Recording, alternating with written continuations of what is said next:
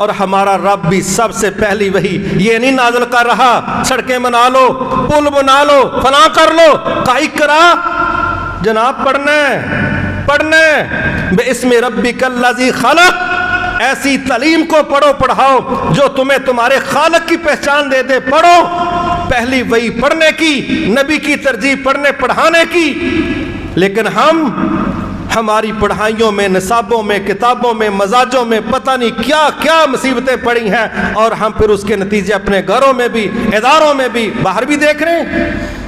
ایک کوالیفائڈ شخص ہے ماشاءاللہ, اس نے بہت بڑی ڈگری حاصل کی ہے, 22ویں گریڈ کا آفیسر ہے, اور عام مزدور کو کہہ رہا ہے جے کام کروانا ہی نا تے پھر فائل نو پہیے لا.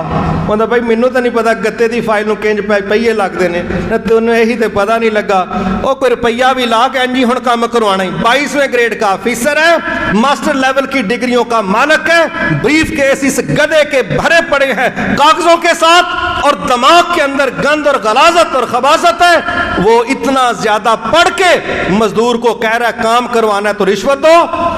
یہی ہونا تھا جب تعلیمی اداروں کے مالکوں نے اس کو بطور بزنس لیا, سیاستدانوں نے سیاست کو بطور بزنس لیا. جب یہ سب کچھ کمرشلزم کی بنیاد پر ہوگا تو نتیجے یہی نکلیں گے. تو اللہ کے نبی نے تعلیم پر, تربیت پر سب سے زیادہ انویسٹ کرنے کی کوشش کی, تاکہ جب بندہ صحیح ہو جائے نا تو اللہ کی قسم تنگ گلی میں بھی بندہ آرام سے گزر جاتا ہے. اور جب بندوں کی تربیت نہ ہو تو موٹر وے کے چوک بھی بلاک نظر آتے ہیں. کیا ہوتا ہے, کروڑوں کی گاڑیوں میں بیٹھنے والے بندوں کو یہ بھی شعور نہیں ہوتا کہ میری باری بھی ہے کہ نہیں, میرا راستہ بھی ہے کہ نہیں, میرا حق بھی ہے کہ نہیں. اس طرح کا عام رکشے والا منہ اندر گھسیٹ دیتا ہے, اسی طرح 5 کروڑ کی گاڑی والا بھی رکشے جیسا منہ بنا کے وہ بھی اندر گھسیٹ دیتا ہے. اور بڑی بڑی 40-100 فٹ چوڑی سڑکیں وہ جام ہو جاتی ہیں. کیوں؟ دماغوں میں تربیت نہیں ہے, وہ احساس نہیں ہے جو تعلیم کے ذریعے دیا جاتا ہے. لہذا سڑکیں بعد میں بنا لینی چاہیے, پہلے انسانوں کو انسان بنانا, بہترین مسلمان بنانا, بہترین پاکستانی بنانا, آداب اخلاق سکھانا, سب سے زیادہ بجٹ ہمارا اس پر ہونا چاہیے. لیکن یہ اجتماعی رویے ہیں. کسی نے بات بڑی تنزل کی ہے, بات اس نے تو تھوڑا زیادہ ہی برود بھر دیا. اس نے ایک تصویر لی فٹ پاتھ کی جہاں پر کتابیں بکھ رہی ہیں, زمین پر, فٹ پاتھ پر, گندے نالے کی چھت پر کتابیں بکھری پڑی ہیں, خرید لو جی. اور ساتھ لکھا ہوا ہے اے تول کے مل دیاں نے.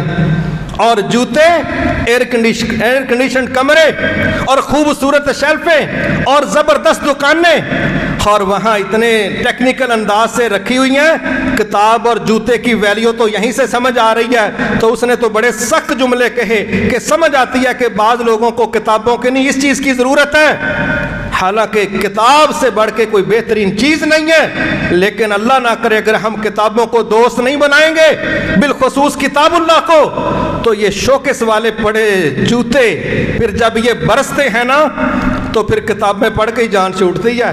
پھر اس کے حوالے دے کے بندہ کہتا ہے او سمجھاؤ میری اولاد کو میرے حقوق کیا ہیں.